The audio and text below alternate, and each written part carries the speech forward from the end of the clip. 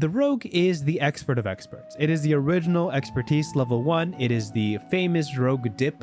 It is the gift of expertise to any class that you want because it only cares about one stat and one stat only, has no resource charges, can go on all day doing the exact same thing forever. Is that interesting? Debatable. Is it reliable? Certainly is. Let's look at first their hit points, proficiencies, saving throws, and all that. Hit points haven't changed. Proficiencies, light armor, exactly the same.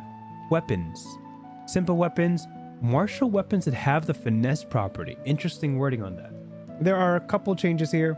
At the loss of the longsword and the hand crossbow, you do get the whip. That's about it, pretty sure. And scimitars, I think. Saving throws are exactly the same. Choose 4 from this list. Has the list changed at all? Acrobatics, athletics, deception, insight, intimidation, investigation, perception, persuasion, sleight of hand, and stealth list does not change at all. It's exactly the same. Tools, thief tools, fantastic. None of that has changed at all. Equipment, at a quick glance, it doesn't look like this has changed in any significant way. They give you a short sword instead of a rapier. Yep. 2 daggers. Yep. Leather armor. Yep. Burglar's back. Yep. Arrows. Yes. Yep. Everything checks out for that. Hit points, proficiency, saving throws, and starting equipment is exactly the same. Let's look at the chart. Level 1, expertise, sneak attack, thieves can't. Cunning action, level 2, roguish archetype. Feat at level 4, uncanny dodge, level 5, expertise at level 6. This is later. Subclass feature. When does... Oh, this usually kicks in at level 9. Dang, this is way earlier. This is 3 levels earlier. Wow, incredible. Evasion at level 9? Evasion level 9, that's way later. Yep, that's way later. 10th level feat. Yep, checks out. Subclass feature. This is also earlier, right? Because originally it used to be level 3, all the way to level 9, and then level 13 and level 17. Yes, I remember that correctly. Reliable talent comes in at 11. Yep, it checks out. Level 12 is a feat. 13 subtle strikes. I believe this is new. I did read this before. This is definitely a new thing. 14th level. This is earlier. Yeah, again, the capstones are when? The features are when? 3, 6, 10, and 14. So the rogue, the bard, and the ranger all have subclass features at all the same levels. That is really interesting. Slippery mind. I believe that's elusive. Oh no, elusive is here at 18. Elusive comes a little bit earlier at 17. A stroke of luck comes earlier at level 18. Slippery mind. That's at 15. So that's exactly the same. Feat at 16. Feat at 19. Epic boon is new. Okay, so that's the rogue. First 5 levels look exactly the same. Subclass feature comes in a little earlier. Expertise and evasion come in later. This is gonna hurt. Evasion coming in at level 9 instead of level 7. Yeah, that's gonna hurt a ton. And you get expertise a little bit later, 1 level later. That's perfectly fine. Subclass feature level 10 hopefully the 6 and 10 make up for losing evasion at level 9 at level 7, right? Hopefully these two make up for getting this so late. Reliable talent's the same. Subtle strikes is new. Was there anything that was lost by getting subtle strikes? Blind sense. Blind sense was lost. I guess we'll talk about blind sense in a bit. Slippery mind, feet. Yeah, blah, blah, blah. That's all these get earlier. Look at that. So all your subclass features come in earlier. Elusive and stroke of luck come in earlier just a little bit. And evasion comes in later. So does expertise. That's basically all the changes in rogue. Let's get to the nitty gritty of what has actually changed here. You only need dexterity to multi-class. Perfectly fine. Expertise is exactly the same. They tell you stealth and sleight of hand are normal. Are the usual choices? Yeah, we got it. Sneak attack. Okay. Let's find out if sneak attack has changed at all. Once on each of your turns, checks out. You can deal extra damage to one creature you hit with an attack roll. You're attacking with a finesse weapon or a ranged weapon, and at least one of the following requirements is left. You have advantage on the attack roll, and you have an ally within 5 feet of the target. Minor nerf prevents opportunity attack sneak attacks. That's not a minor nerf, that's a big nerf. Oh, interesting. Yeah, this is huge. That is a fantastic point.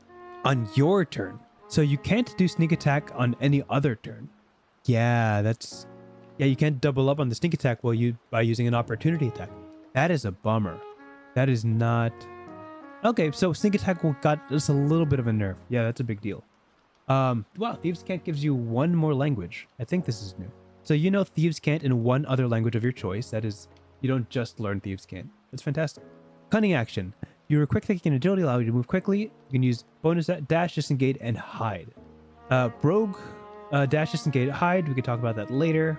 Actually, no, we can look up hide right now. Let's find out. DC 15 dexterity check. That is new.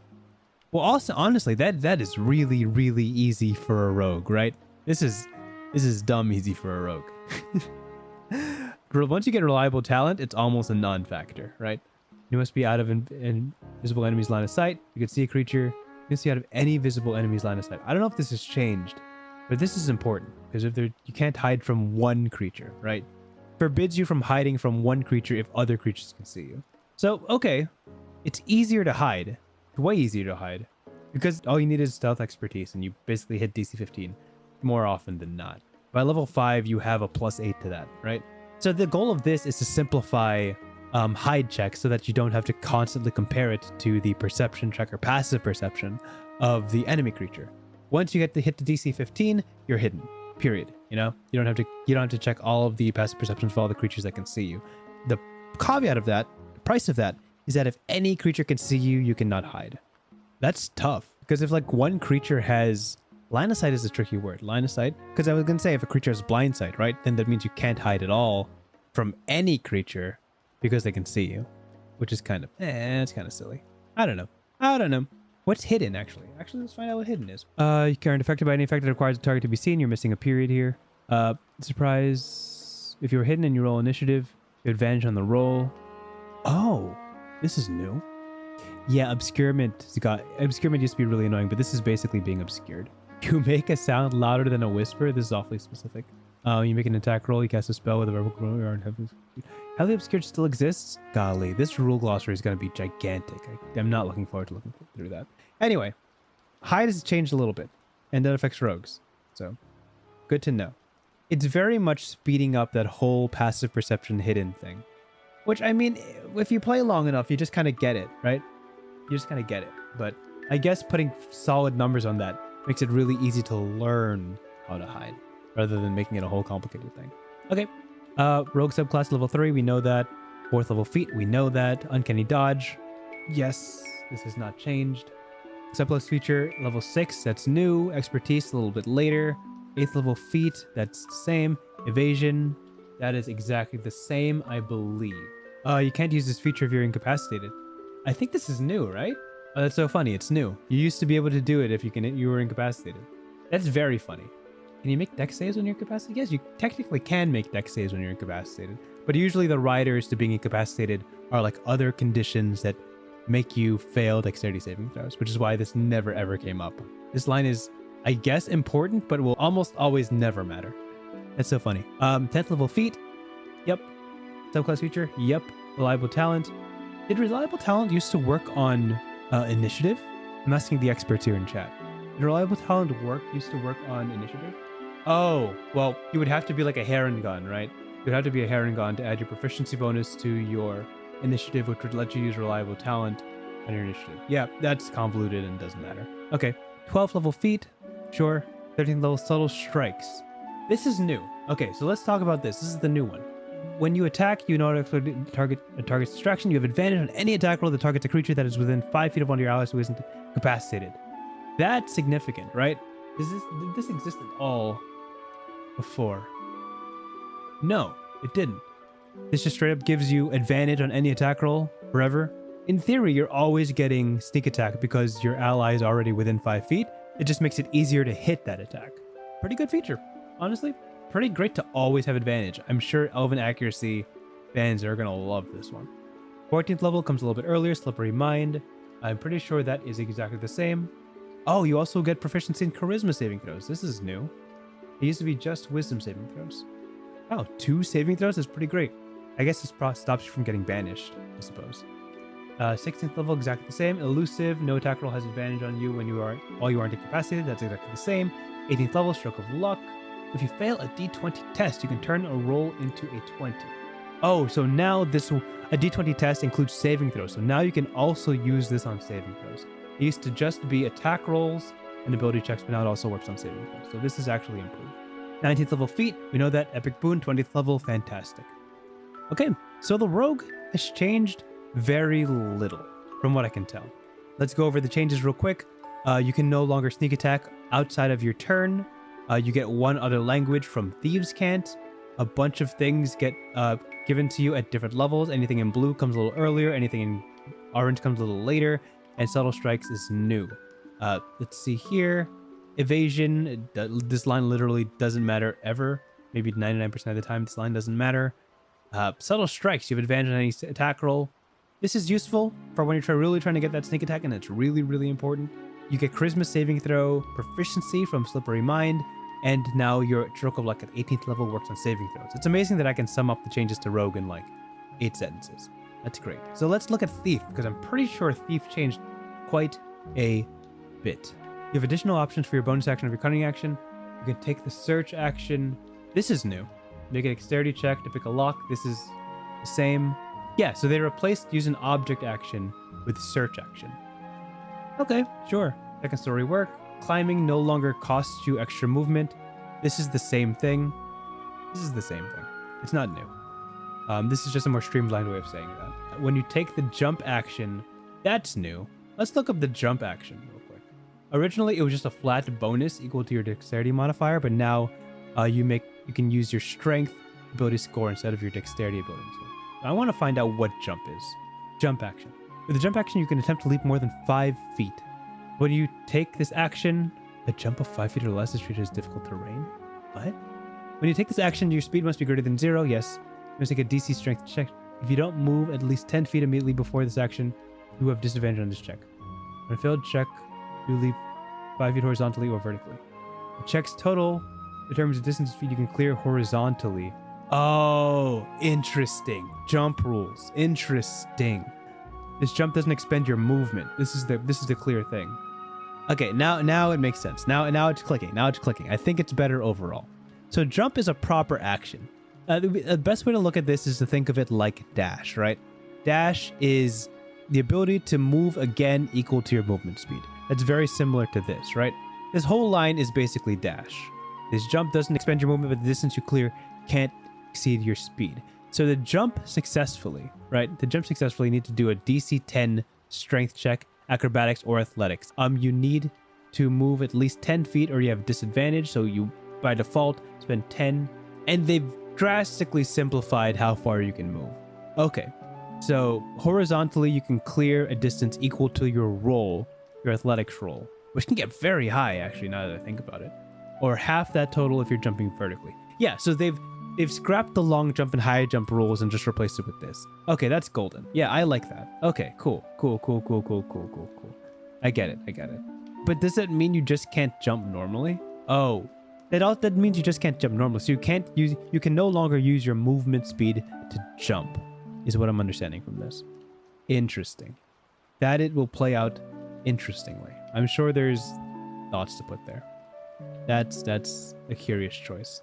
So for what reason do we care? When you make the jump action, you can make a strength check. Oh, you can make a dexterity check instead of a strength check. DC 10 strength check using your acrobatics. Golly, that's confusing. Okay, so acrobatics is usually a dexterity-based skill, right? But if you're proficient in acrobatics, you add your strength score plus your proficiency in acrobatics, if you have it. Okay. And now the thief can just use their dex instead of their strength to pass this DC. Got it. Okay, that was unusually cryptic. I mean, it checks out for jump rules, but that was unusually nuanced that I wasn't expecting. Sure. Supreme Sneak. You have advantage on every stealth check you make. Yeah, that's fantastic. I don't think I'll ever be wearing medium or heavy armor as a rogue, because I don't have proficiency in medium or heavy armor. Originally, you could only move half your speed on the same turn. I like this way better. This is way stronger. Okay, now to do very interesting things. 10th level use magic device. This is why you're going to take Thief. I can guarantee that you're not going to take the Thief for these two things. You're not. Let's be honest. You're going to take it for this. At 10th level, you can attune to 4 magic items at once. Very cool. Whenever you use a magic item property that expends charges, roll a d6. On a roll of 6, you can use a property that expends the charges, so like a 1 in 6 chance to not use a charge. Fantastic. Okay, so you got 1 more attunement slot, 3 charges sometimes, and you can use any spell scroll that bears a cantrip or first level spell. Any spell scrolls. Well, that's any spell you want. You can also try to use any spell scroll that contains a higher level spell, but you must first succeed on an Arcana check with a DC of 10 plus the spell's level.